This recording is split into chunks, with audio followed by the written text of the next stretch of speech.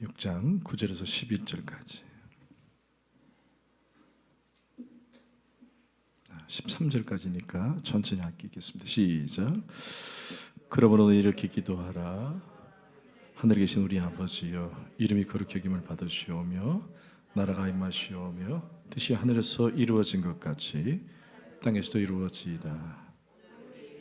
시간을 주시옵고 우리가 우리에게 죄 지은 자를 사하여 준 것 같이 우리 죄를 사하여 주시옵고 우리를 시험에 들게 하지 마시옵고 다만 악에서 구하시옵소서. 나라와 권세와 영광이 아버지께 영원히 있사옵나이다. 아멘. 그대로 쓰신 채로 누가복음 11장 익숙한 거니까 누가복음 11장 1절에서 4절까지 앞에 보시면서 시작. 예수께서 한 곳에서 기도하시고 맞으심에 제자 중 하나가 여짜오되 주여 요한이 자기 제자들에게 같이 우리에게도 가르쳐 주옵소서. 예수께서 이르시되 너희는 기도할 때에 이렇게 기도하라. 아버지여, 이름이 거룩히 여김을 받으시오며 나라가 임하시오며 우리에게 날마다 일용할 양식을 주시옵고 우리가 우리에게 죄 지은 모든 사람을 용서하오니 우리 죄도 사하여 주시옵고 우리를 시험에 들게 하지 마시옵소서 하라. 아멘. 자리에 앉겠습니다.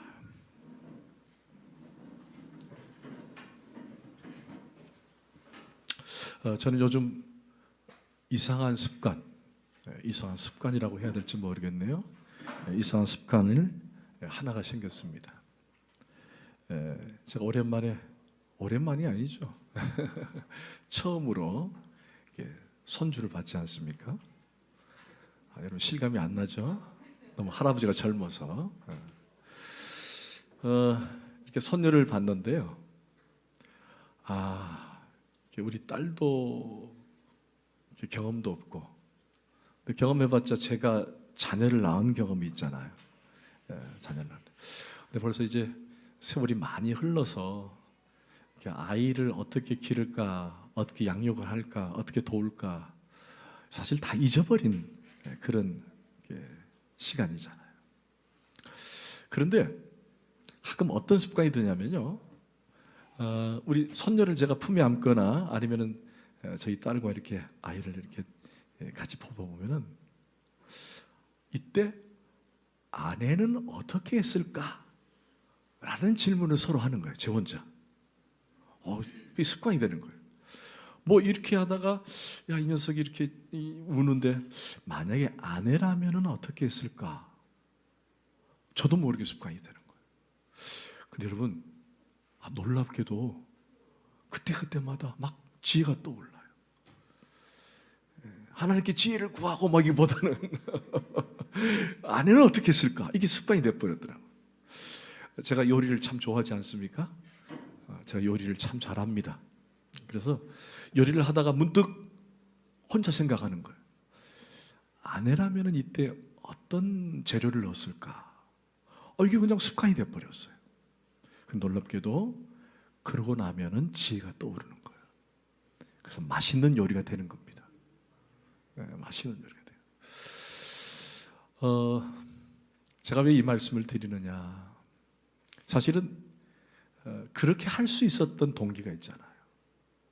그냥 아내가 어땠을까, 아내라면 어떻게 했을까라기보다는 이미 저는 아내랑 함께 동고동락을 해본 사람이잖아요. 그래서 그때 그 추억 때문에 이때는 어떻게 할 것인가라는 생각을 갖게 되는 거예요. 만약에 제가 저희 손녀를 보는데 대통령이라면 어떻게 할까 이런 생각 안 하잖아요. 천안시장이면 어떻게 할까 이런 생각 안 하잖아요. 그죠? 저랑 같이 동고동락을 해봤으니까 아내는 어떻게 했을까라는 생각을 갖게 되는 거예요. 우리가 일상에서 살면서 좋은 습관이 있다면 아마 그런 습관이 아니겠나 싶어요. 여러분이 어떤 문제를 딱 부딪혔을 때, 어떤 고난이나 아픔이나 이해할 수 없는 일이 딱 닥칠 때에 우리 예수님은 어떻게 했을까라는 자문자답을 해보는 거예요. 좋지 않아요? 야, 예수님이라면 어땠을까? 이 상황에서 이 상황에서 우리 주님은 이 상황을 어떻게 했을까라고 묻는 거예요. 그러면은 자연스럽게 하나님이 지혜를 주시더라는 겁니다. 근데 그게 전제가 되죠? 어떤 전제가 있죠? 그분과 내가 사귐이 있어야 되는 거예요. 그분과 내가 동고동락을 해야 되는 거예요. 그렇지 않고는 뭐 주님이라면 어떻게 할 건가 이거 안 나옵니다. 답이 나오지 않아요. 평소 내가 주님과 동행하고 주님과 사귐이 있고 주님 말씀을 가까이 하고 예배를 가까이 하고 주님께 기도하고 이게 잘 되는 사람은 어때요? 주님이라면 지금 상황에서 어떻게 할까라고 묻게 되는 거예요. 그럴 때마다 주님이 우리에게 다가오셔서 지혜를 주시고 힘을 주시더라는 거예요. 여러분 좋은 습관이 있기를 원합니다. 자, 그 전에 주님과 좋은 사귐이 있기를 원합니다. 동고동락 하기를 원합니다. 아멘. 근데 주님의 마음을 품고 주님과 동고동락 할 때 그분의 마음을 읽을 수 있는 가장 좋은 비결이 뭘까? 그것은 바로 기도입니다. 사도 바울이 나를 본받은 것처럼 그리스도를 본받은 것처럼 나를 본받으라 그랬잖아요. 나를 본받으라. 결국 우리가 사도 바울을 통해서 누구를 보라는 거예요? 예수 그리스도를 보라는 겁니다. 그런데 그분이 예수 그리스도가 우리에게 뭘 보여줬느냐? 우리 예수님은 늘 기도하신 분이셨다. 그래서 그분은 육신을 입고 이 땅 가운데 오셔서 기도하셨는데 그분이 하나님이신데 왜 기도하셨을까? 그분은 뭐 우리의 문제를 해결하신 분인데 왜 그분에게는 기도가 필요 없는 분인데도 기도하셨을까? 그것은 바로 우리에게 기도하라고 모범을 보이신 거예요. 내가 기도했으니 너희도 기도하라. 기도를 우리에게 보여준 거예요. 그래 우리 삶 속에서 힘들고 어려울 때 한숨 짓는 것이 아니라 주님을 닮아서 기도하는 것입니다. 기도하는 거예요. 여러분 성경에도 그러잖아요. 늘 기도하라. 쉬지 말고 기도하라. 기도는 호흡이다라고 말하지 않습니까?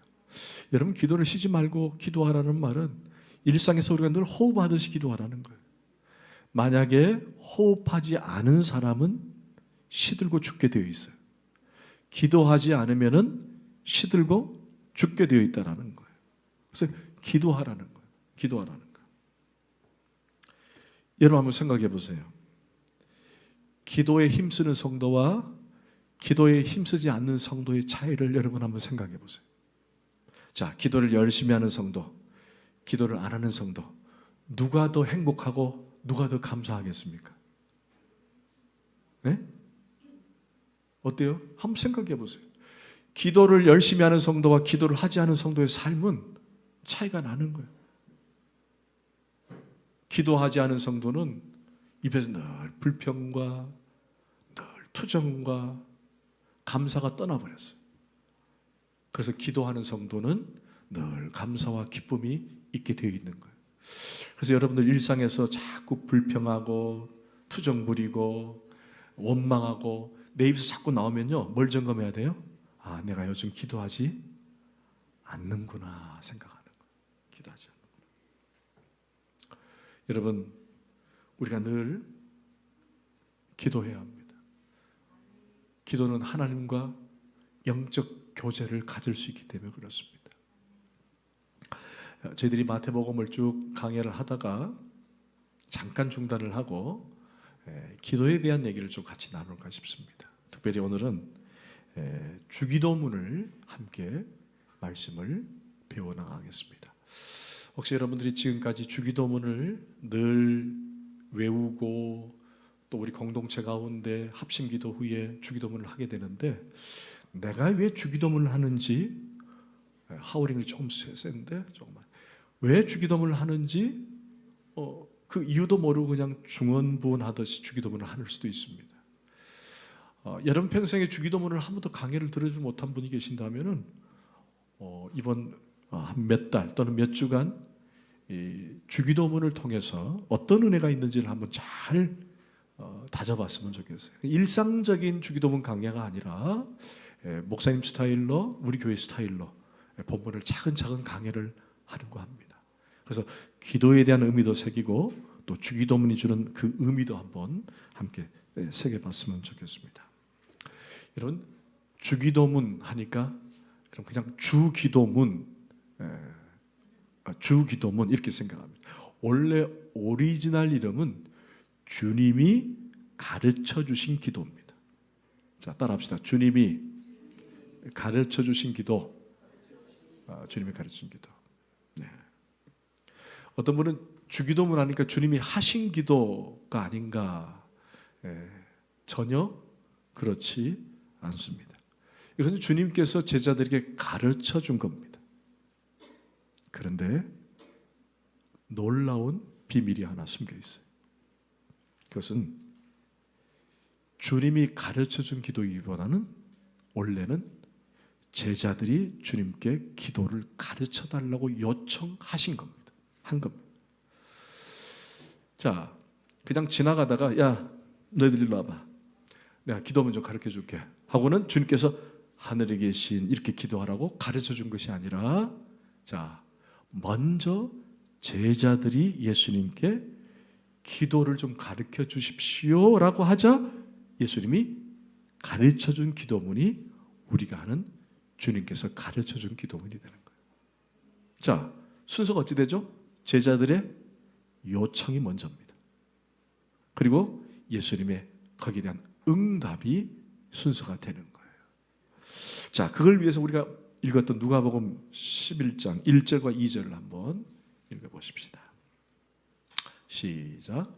예수께서 한 곳에서 기도하시고 마치심에 제자 중 하나가 여짜오되 주여, 요한이 자기 제자의 기도를 가르친 것 같이 우리에게도 가르쳐 주옵소서. 여러분, 문맥상 주님이 먼저 가르친 게 아니죠. 어떤 제자가 예수님께 기도를 좀 가르쳐 달라고 하니까 그리고 가르쳐 준 거예요. 여러분 꼭 기억하십시오. 즉 기도를 요청했고 거기에 대한 주님의 응답이 주기도문입니다.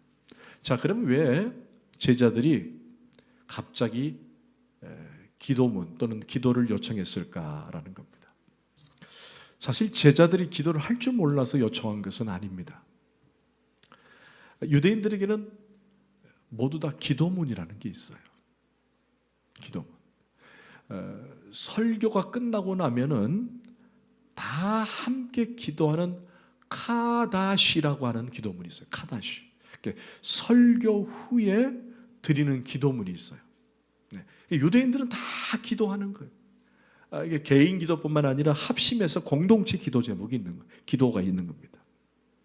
그리고 하루에 3번 이상 할 수 있는 기도문이 따로 있어요. 그걸 바로 18번 기도문이라 그래요. 18번 기도문. 이 기도문은 유대인들이 각자 집에서 하루에 3번 그 기도문을 가지고 기도하는 거예요. 만약 예를 들면 제가 여러분에게 기도문을 작성해 주면은 그걸 집에 가셔서 아침, 점심, 저녁으로 그걸 읽으면서 기도하는 겁니다. 이게 유대인들에게는 기도문이 다 있어요. 그리고 가장 기도문으로 많이 사용하는 대목이 시편입니다. 유대인들은 시편을 가지고 이 기도문을 그렇게 작성을 하는 겁니다. 특별히 이때 당시에 가장 혼란기에 있었기 때문에 메시아 대망 운동, 소위 말하는 부흥운동 단체가 많이 형성이 됐었어요.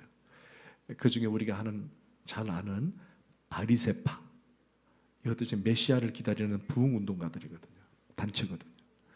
그리고 SNM파, 그리고 침례 요한파. 이때 당시 메시아를 기다렸던 그런 단체들이 많이 있었습니다. 근데 그 단체들의 특징이 뭐냐면은 그 단체만이 갖는 독특한 기도문이 있었던 거예요. 자, 유대인들 배경을 잠깐 다시 한번 확인해 볼까요? 유대인들에게는 기도문이 있었다 없었다? 있었다. 카다시라는 게 있었고 18번 기도문이라는 게 시편이 있었다. 그들은 매일매일 그 기도문을 가지고 기도한다.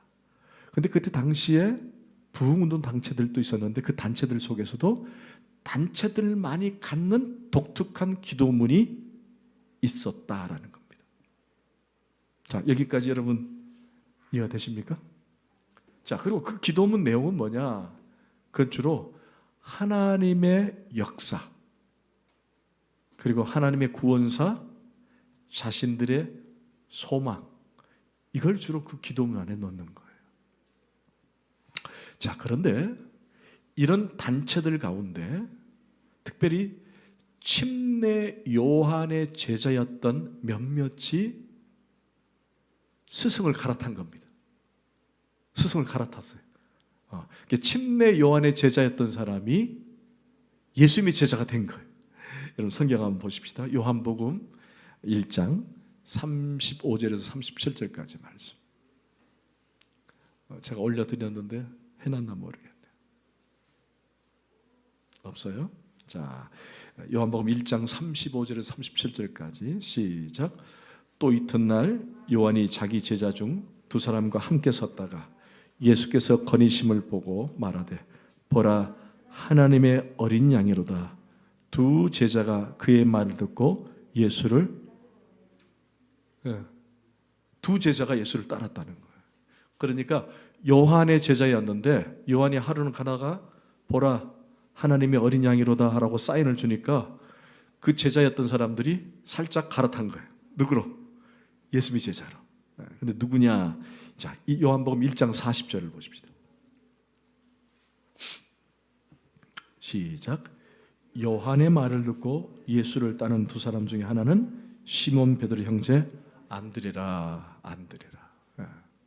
자, 그 안드레가 예수님께 기도 요청을 했는지는 잘 모르겠어요.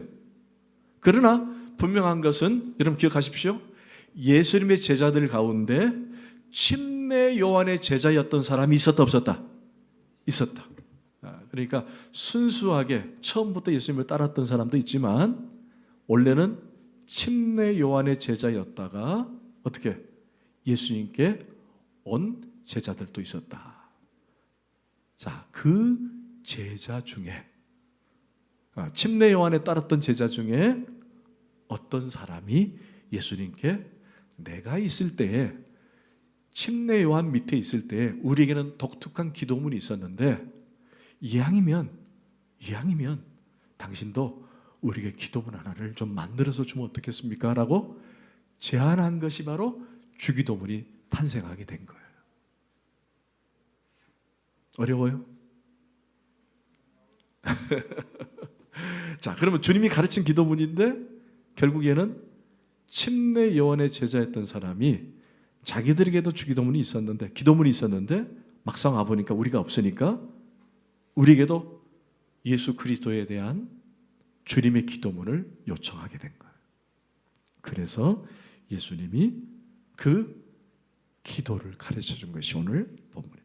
여러분 다시 본문으로 돌아가십시다. 누가복음 볼까요? 누가복음 11장 1절 말씀.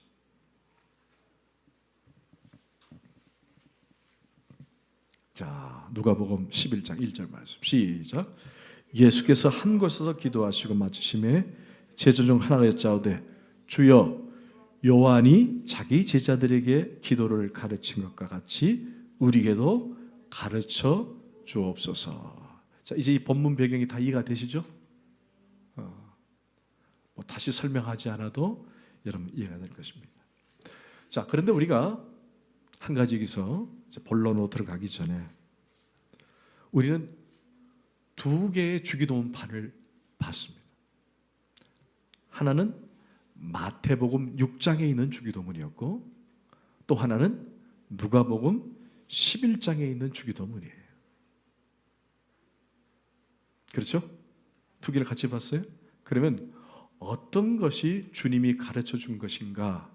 라고 질문할 수 있어요. 소위 말하는 원판이 뭐냐? 원판이 뭐냐? 여러분 느낌이 어때요? 어느 게 원판인 것 같아요? 마태복음, 누가복음. 두 개 중에 한 개니까 쉽죠. 막 여러 개도 아니고 두 개 중에 한 개니까. 여러분 한번 생각을 해보세요. 두 개 다 읽었으니까. 다 생각하셨어요? 자, 마태복음이다. 누가복음이다. 예수님의 오리지널 버전. 예수님의 오리지널 버전은 누가복음입니다. 근데 우리는 지금 어느 판을 외우고 있죠? 그렇죠. 우리가 이제 합심 기도하고 난 다음에 우리가 외우는 주기도문은 마태복음입니다. 근데 뭐가 문제예요? 누가복음에는 앞과 중간과 후미가 없어요. 후미가 없습니다.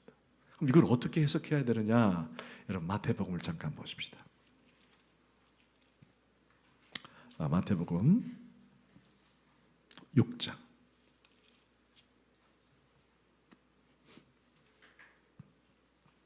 자, 13절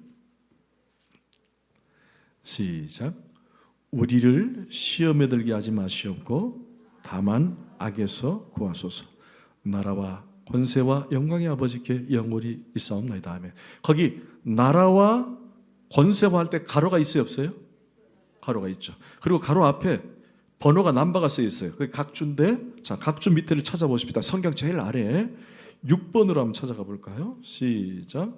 고대 4번에 이 가로의 내 구절이 있다 없다? 없다라는 거예요. 그러니까 원래 판에는 있다 없다? 없다가 맞아요. 그래서 누가 보면 없잖아요. 그러면 이거 누가 집어넣은 거냐? 이거 누가 중간에 삽입한 거냐? 이거 가짜냐? 이렇게 오해할 수도 있어요. 그러나 그 매우 간단하게 해결할 수 있습니다.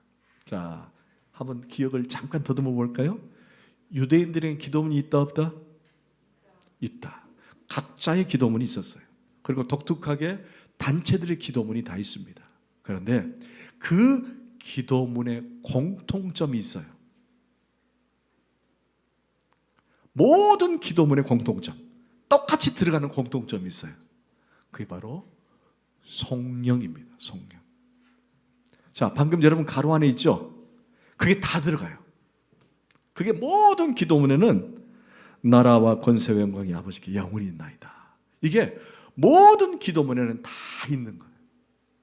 그러니까 마태는 원래 누가복음 반에 있는 거 가지고 주기도문을 했지만 결국 우리 모든 기도문에는 성령이 다 있으니까 넣을 뿐이고, 누가복음에는 굳이 안 넣어도 할 거니까 넣지 않은 거예요. 아니, 좀 더 정확하게 말하면은 마태는 원래는 이 판을 넣지 않아도 되는데, 마태가 지금 기록한 책은 누구의 대상이라 그랬죠? 마태 기억나시죠? 누가 이 독자들이었죠? 주 독자가 유대인들이었어요. 유대인들. 그러나 이 독자들이 유대인으로 한계로 끝나는 것이 아니라 결국 이것이 전파가 될 때 이방인들까지 이 말씀을 읽을 것으로 예상을 하고, 여러분 유대인들은 자연스럽게 성령이 나와요.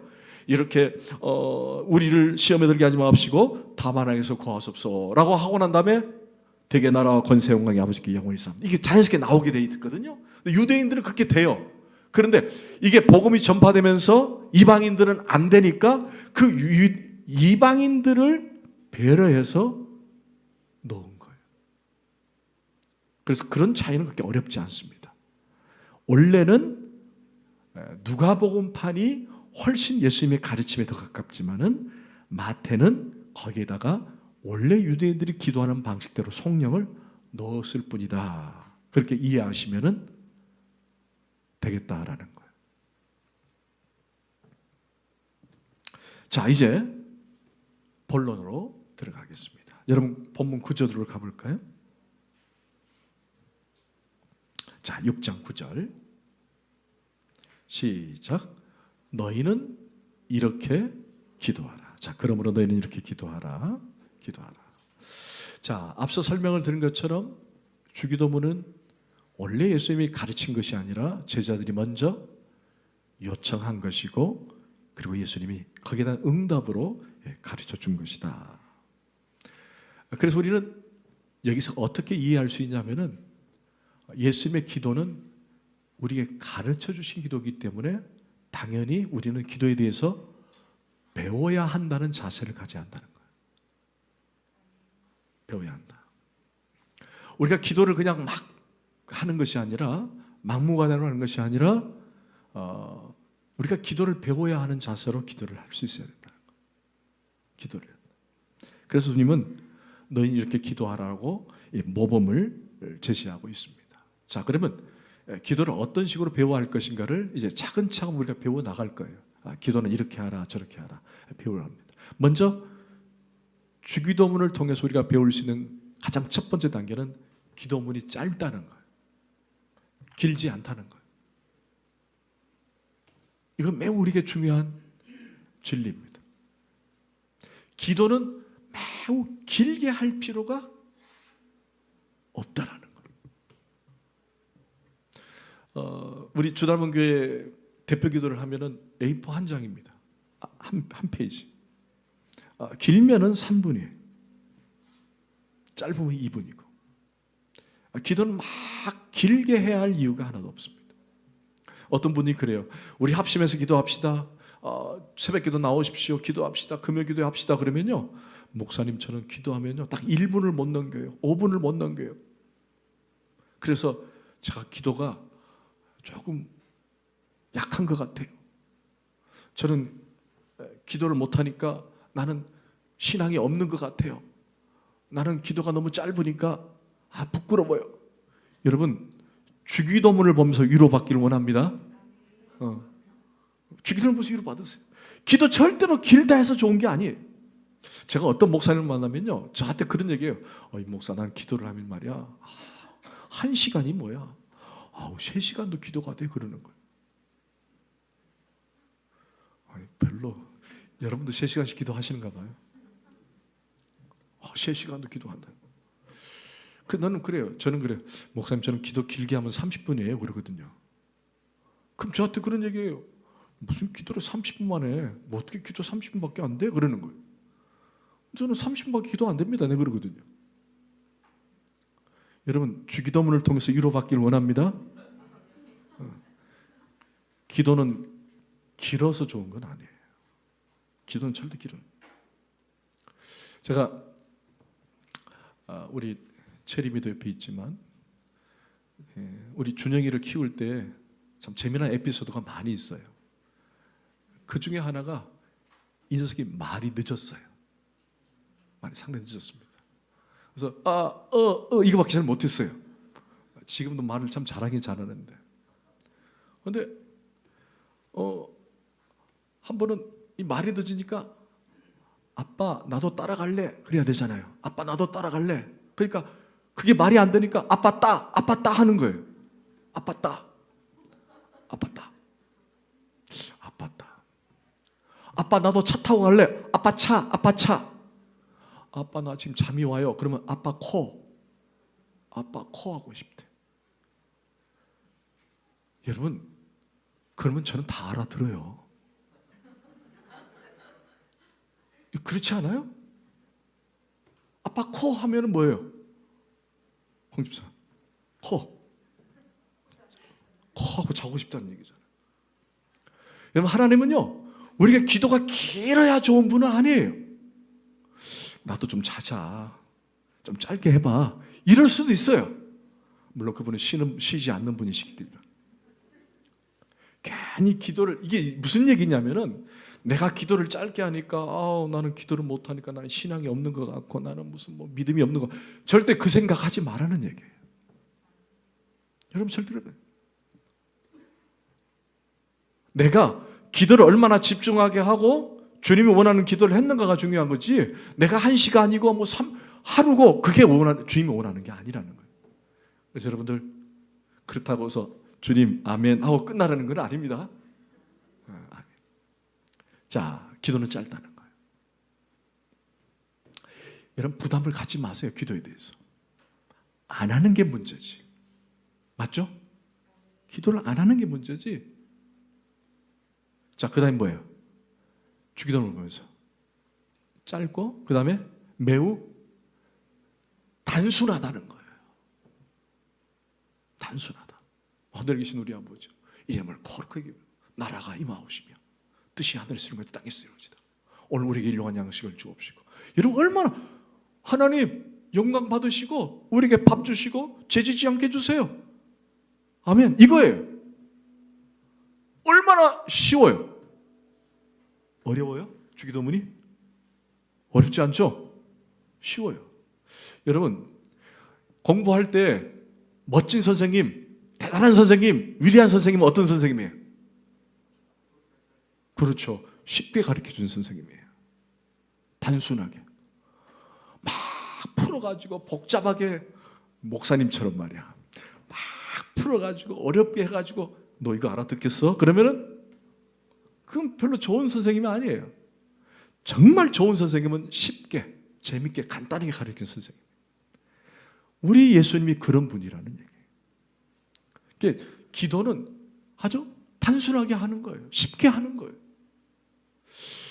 어떤 분이 딱 앞에 나와가지고 천지 만물을 창조하시고 우주의 놀라운 역사와 능력과 하면서 막 한자를 섞어가지고 막 어렵게 기도하는 분들이 계세요. 여러분, 그 기도 받으시는 우리 하나님 얼마나 어려울 것 같지 않습니까?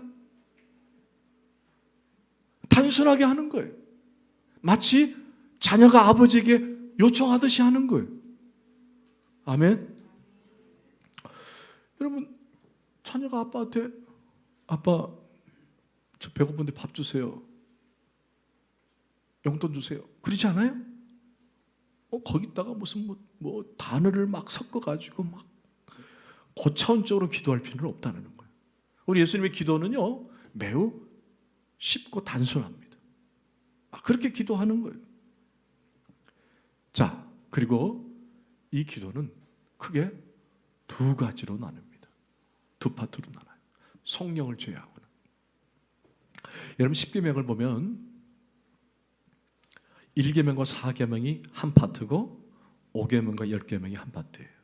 자, 1계명과 4계명은 누구의 관계죠? 나와 하나님과의 관계입니다. 대신 관계.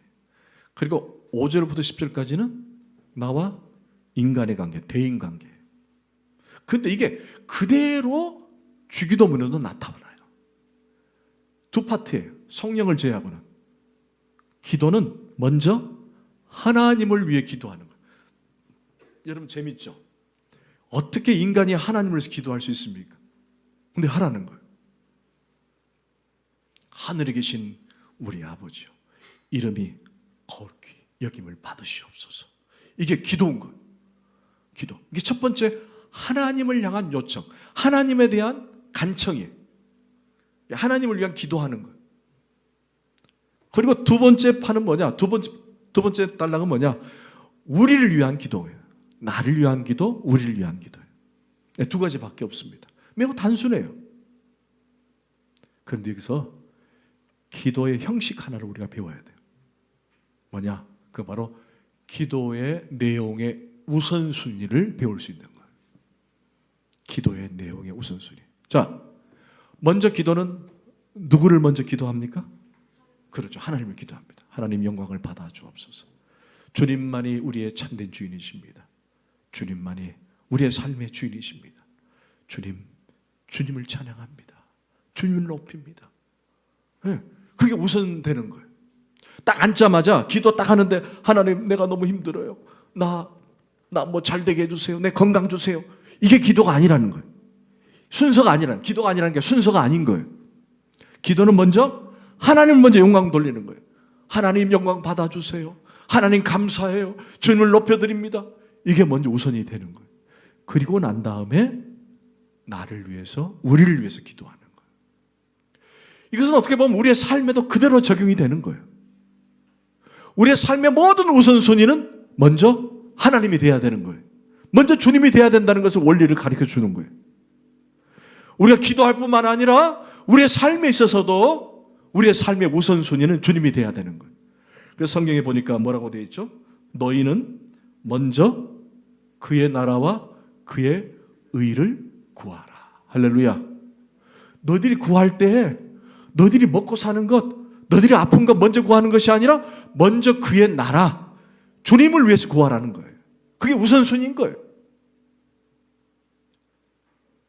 오늘 여러분들 믿음으로 오늘 예배 자리에 나오신 여러분을 환영하고 축복합니다.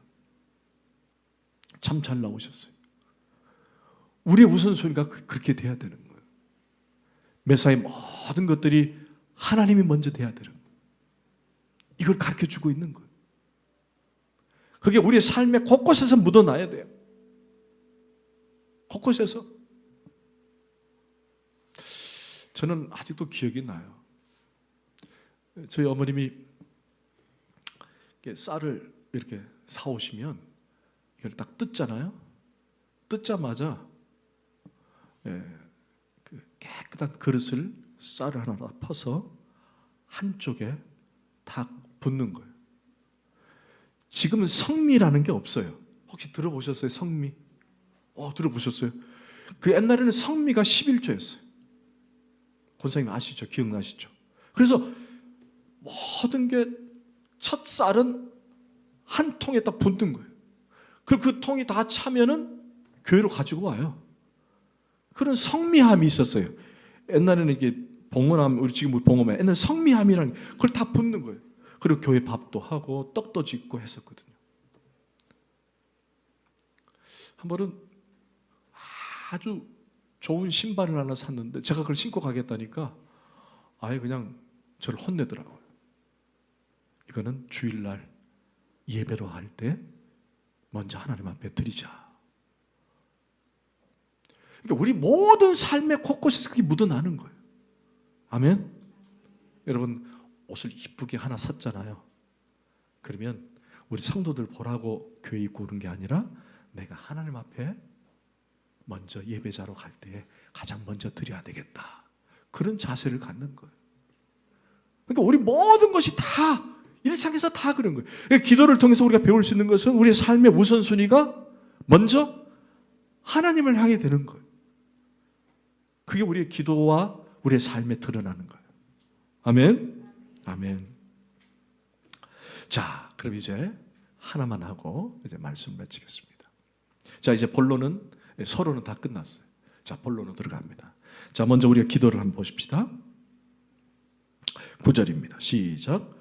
그러므로 너희는 이렇게 기도하라. 하늘에 계신 우리 아버지여, 이름이 거룩히 여김을 받으시오며. 자, 하늘에 계신 우리 아버지. 자, 누가복음도 그렇게 시작을 합니다. 여러분 누가복음 11장을 한번 같이 열어서 볼까요? 누가복음 11장. 거기 나오죠? 간사님 한번 누가복음 11장.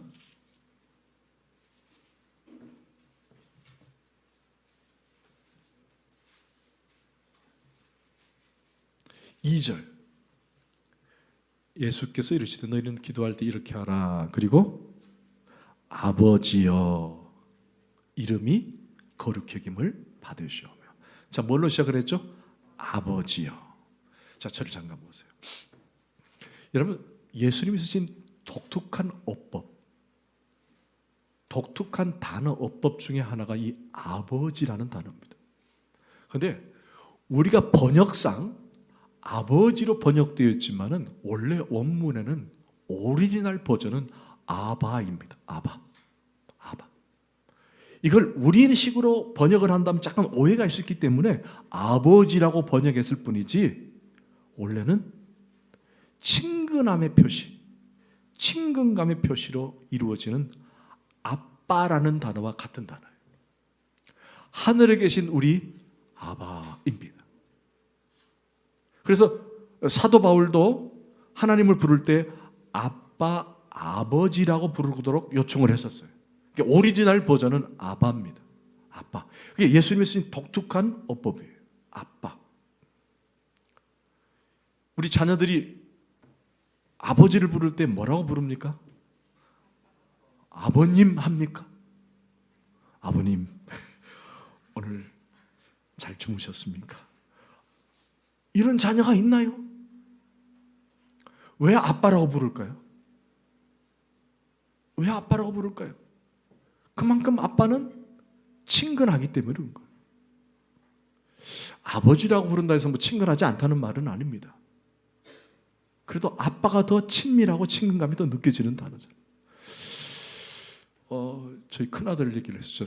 지금도 우리 큰아들은 저를 보고 아버지라고 하지 않습니다. 아빠라고 얘기합니다. 아주 친근한가 봐요. 아빠. 그럼 아바지 할 때도 있습니다. 아바지. 여러분, 아빠라고 부르는 것, 이 매우 독특한 어법이에요. 그런데 우리나라 자녀들이 아빠 부르는 것과 이 아버지라는 단어는 같은 단어예요. 아바, 아바, 아바. 그런데 거기는 특별한 의미가 숨겨져 있어요. 우리가 처음에 하나님 아버지, 하늘에 계신 우리 아버지라고 여러분들이 기도를 시작할 때 그 아버지를 그냥 버릴 것이 아니라 거기는 독특한 예수님만이 주신 독특한 어법이 따로 있기 때문에 아빠라고 하신 거예요. 자, 아빠는 뭘 의미하느냐? 거기에는 언약이라는 신학이 깃들어 있어요. 아빠, 언약이라는 신학. 이 언약이라는 신학이 뭐냐? 언약 신학이 뭐냐? 이것은 바로 하나님이 이스라엘 백성을 택하셔서 내가 너희의 하나님이 되어주고 아버지가 되어주겠다는 그 신학이에요. 여러분, 놀랍지 않아요? 하나님이 우리가 하나님을 선택한 게 아니라 하나님이 이스라엘 백성들을 택하셔서 내가 너희의 주인 되어주고 내가 너희의 아버지 되어주고 내가 하나님 되어주겠다라는 거예요. 그게 바로 아빠라는 신학 안에 포함된 거예요. 그 성경에는 그런 고백들이 많잖아요. 하나님은 우리의 목자, 나는 그의 어린 양. 그렇죠? 하나님 우리의 대장, 우리는 그의 군대. 하나님 우리의 포도원 주인, 우리는 그의 가지. 네. 그렇게 언약 신약이 포함되어 있는 거예요. 그러니까 하나님은 우리를 돌보신다, 하나님 우리를 지키신다, 하나님 우리를 선택하시고 함께 하신다는 내용이 포함되어 있다는 거예요. 그러니까 우리가 하나님께 기도할 때 하나님 하늘에 계신 우리 아버지요 라고 말하면 그 아버지 안에는 그분이 우리를 돌보시고 택하시고 인도하시고 우리의 주인 되어주시는 분이라고 고백하는 거예요. 여러분 다르잖아요. 단순하게 아버지라고 불렀다면 그 내용 안에는 그런 내용이 포함되어 있다는 거예요. 또 하나는 뭐냐? 여러분 이스라엘 백성들은요 원래는 아빠 또는 아버지라는 단어를 잘 쓸 수가 없습니다. 왜냐하면 감히 쓸 수가 없어요. 요한복음 5장 우리 찬양 가사님 있나요? 5장 17절 18절 네, 시작. 예수께서 그들에게 이르시되 내 아버지께서 이제까지 일하시니 나도 일하신다 하시매 유대인들이 이로 말미암아 더욱 예수를 죽이고자 하니 이는 안식일을 범할 뿐 아니라 그 다음에 시작. 하나님을 자기의 친아버지라 하여 자기를 하나님과 동등으로 삼으십니다. 이게 중요합니다. 좀 켜보세요. 자, 유대인들은 아버지, 하나님은 아버지라고 부르질 않아요. 근데 예수님이 하나님을 아버지라고 부르니까 시기를 했어요. 그리고 그를 죽이려고 했거든요. 그 죽이려고 하는 이유가 어떻게 감히 하나님을 아버지라고 부를 수 있느냐라고 하는 거예요. 여기는 놀라운 기독론이 포함되어 있어요. 기독론. 이게 무슨 말이에요? 제일 마지막에 보세요. 하나님을 자기의 친아버지라 하여 자기를 그 다음에 시작. 하나님과 동등으로 삼으심이라. 이게 맞아요. 내가 하나님을 아빠라고 불른 것은 내가 하나님과 동등이다라는 것을 드러내는 기독론이 되는 거예요. 그래서 예수님은 하나님이시다는 걸 드러내는 거예요. 아빠라고 하는 것은. 그러니까 지금 예수님께서 너희들이 이렇게 기도하라, 하늘에 계신 우리 아빠라고 부르는 것은 결국 첫 번째는 그분은 너희들에게 보호하시고 인도하시는 분이다. 그 동시에 나는 그와 동등한 하나님이다 라는 것을 가르쳐 주신 거예요. 그런데 중요한 것은 그 다음에 너희들은 이렇게 기도하라 라고 말하면서 가르쳐 주신 그 내면에, 그 이면에 너희도 그 하나님이 뭐가 되는 거예요? 뭐가 되는 거예요? 너희 유대인들은 안 불렀어요. 하나님을 아버지라고 부르지 않았어요. 근데 우리 보고 뭐라고 부르라는 거예요? 할렐루야. 아멘. 우리에게도 아버지라고 부르시는 특권을 주신 거예요. 누가 불렀듯이? 예수님이 불렀듯이. 예수님이 불렀듯이 너희들도 하나님을 아버지라고 부르라 라고 특권을 주신 거예요. 아멘. 우리는 그런 존재가 될 수 없는 거예요. 유대인들조차도 어떻게 하나님을 아버지라고 불러? 부를 수 없어. 우리는 하나님께 가까이 갈 수도 없고, 그분은 우리가 전혀 접근도 할 수 없는 분이야 라고 하나님을 아버지로 부른 자체를 죽이려고 했던 자들이었는데, 감히 우리에게도 하나님을 아버지라고 부르시던 특권을 준 거예요. 누가? 예수님이. 결국 우리는 누구 때문에 하나님께 가까이 갈 수 있는 거예요? 예수님 때문에. 우리 주기도문을 부를 때마다, 주기도문을 할 때마다 그게 은혜가 되는 거예요. 나 같은 죄인에게도 하나님을 아버지라고 부를 수 있는 특권을 주님이 허락하셨구나. 여러분들이 하늘에 계신 우리 아버지요 라고 부르면 감동해야 되는 거예요. 나 같은 죄인이 어떻게 하나님을 아버지라고 부를 수 있는가? 그래서 결론이에요. 우리는 두 가지를 오늘 보는 거예요. 하늘에 계신 우리 아버지요 라고 하는 그 속에는 아빠라고 부르는 친근감,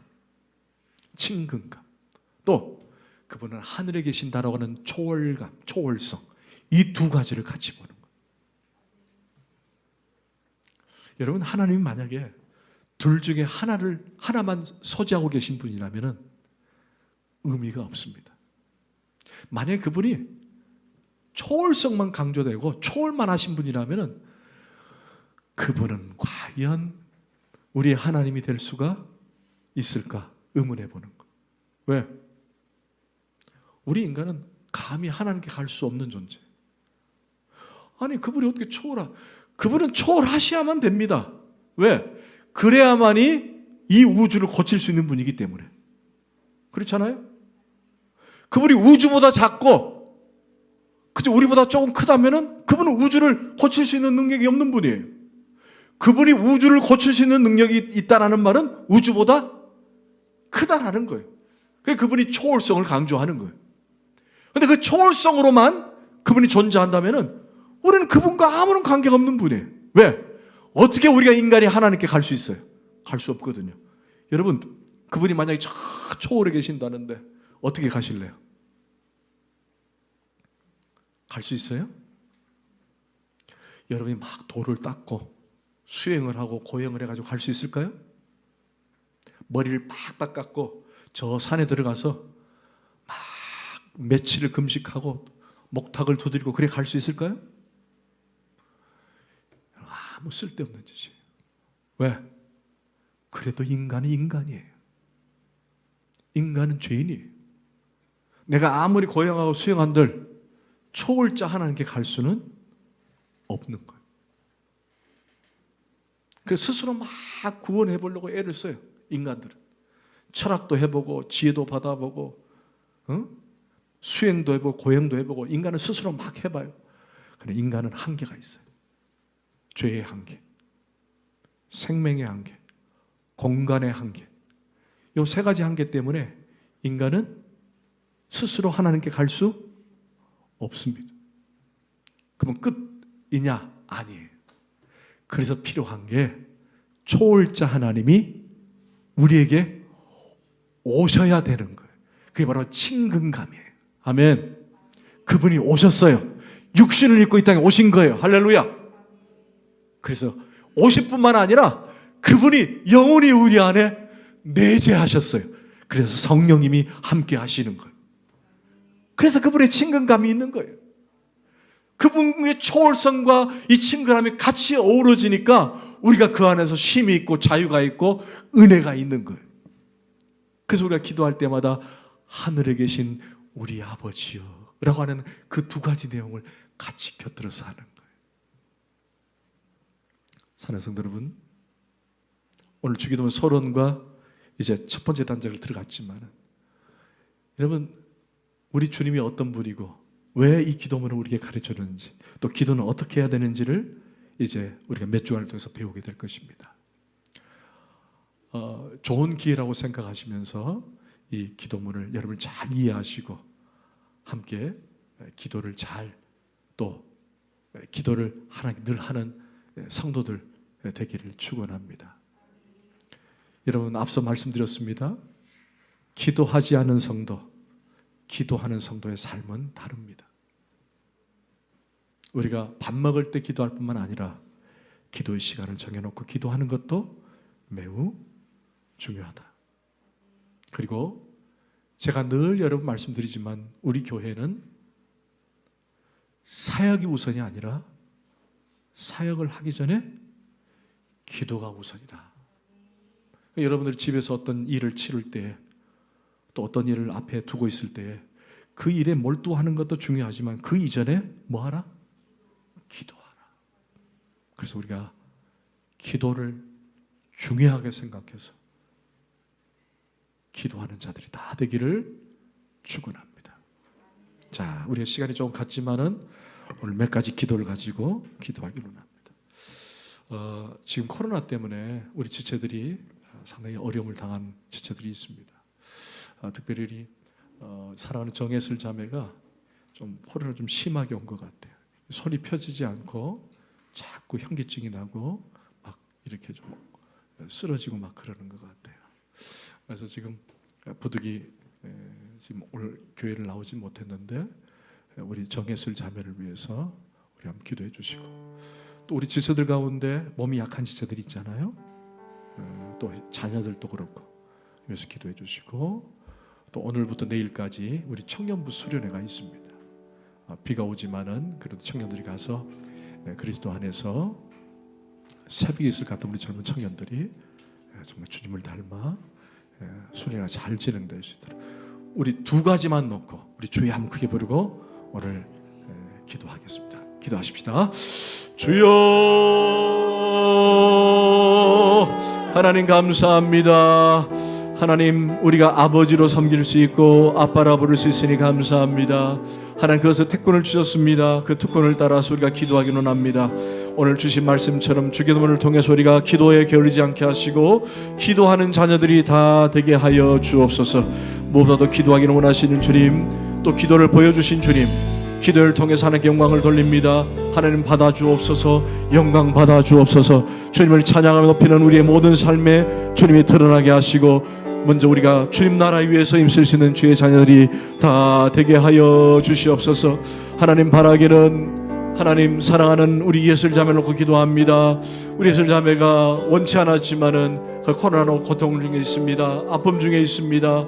귀한 자매를 위로해 주시고, 귀한 자매 가운데 주님 함께 하시고 위로하시고, 하나님 더 나빠지지 않도록 주여 붙들어 주시옵소서. 빨리 쾌차하게 하시고 기호하게 하여 주시옵소서. 우리 예술 자매를 붙들어 주시옵소서. 강하게 하나님 붙들어 주옵소서. 아버지, 약의 처방을 받지만은 그 약의 처방보다 먼저 하나님 의지하며 나가오니 하나님 붙드시고 하나님 역사해 주셔서 하나님께서 긍휼을 베푸시고 하나님 귀한 딸을 붙들어 주시옵소서. 특별히 아버지 하나님이 우리 청년부가 이제 오늘과 내일 수련을 앞에 두고 있습니다. 우리 청년부가 이 우중 가운데 있습니다. 하나님, 그러나 하나님께서 이 청년들을 통해서 하고자 하는 일이 있습니다. 이들이 청년부 수련을 통해서 하나님의 꿈이 우리의 비전이 되는 역사 있게 하시고 비전을 품고 나갈 수 있는 청년들이 다 되게 하여 주옵소서. 오가는 발길을 주관해 주시고 아버지 찾기를 주관해 주시고 그곳에서 안전하게 보호하심으로 하나님을 더욱더 닮아가며 서로 공동체가 우애하게 하시고 공동체가 하나됨으로 하나님께 영광 돌릴 수 있는 청년부 수련을 할 수 있도록 도와주시옵소서. 모든 수련을 마칠 때까지 하나님 붙드시고 이끌어 주시옵소서. 특별히 우리 주 닮는 가족들, 아버지 하나님, 옆에 없는 자가 있습니다. 위로하여 주시고 치료하여 주옵소서. 우리 자녀들을 붙들어 주시고 우리 자녀들에게 만져 주시고 위로하여 주시고 하나님 은혜로 채워 주시옵소서. 하나님 은혜가 날마다 늘 충만해 주는 우리 주 닮은 가족들이 다 되게 하여 주시옵소서. 감사하옵고 예수 그리스도 이름으로 간절히 기도하옵나이다.